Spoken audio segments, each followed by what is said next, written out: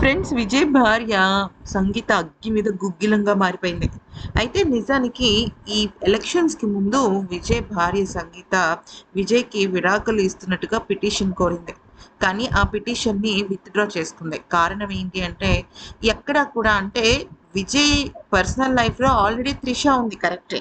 కానీ ఈ నేపథ్యంలో తను ఒక మాట అంటే కుటుంబ సభ్యులు ముఖ్యంగా సంగీత, కొడుకు సంజయ్, కూతురు దివ్య శాష వీళ్ళందరి గురించి చెప్పాలి అంటే వాళ్ళెవ్వరికీ కూడా త్రిష ఈ లైఫ్‌లోకి అంటే విజయ్ లైఫ్‌లోకి రావడం, విజయ్ పొలిటికల్ ప్రస్థానంలోకి రావడం ఇష్టం లేదు.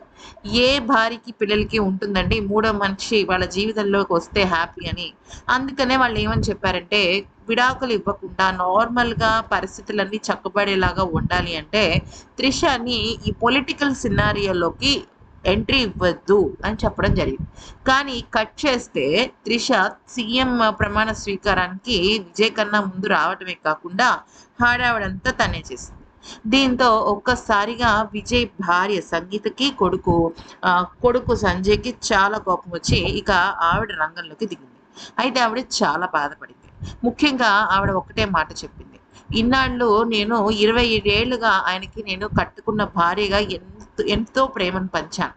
కానీ ఆయన నా విషయంలో చేసిన అన్యాయాన్ని నేను తట్టుకోలేకపోతున్నాను. నేనే కాదు నా స్థానంలో ఏ భార్య ఉన్నా కూడా ఇది సహించదు. అందుకనే నేను చాలా సున్నితంగా ఆయనకి ఎటువంటి పరువు నష్టం రాకూడదు అని చెప్పి, నేను బహిరంగంగా కూడా విడాకుల గురించి చెప్పకుండా నా దారి నేను చూసుకుంటున్నాను. కానీ నా కూతురు దివ్యకి ఖచ్చితంగా నా విషయంలో నా తన తండ్రి విషయంలో కలవాలనుంది. ఖచ్చితంగా మా ఇద్దరిని కలిపి ఒక వసుదైక కుటుంబాన్ని చూడాలనుంది.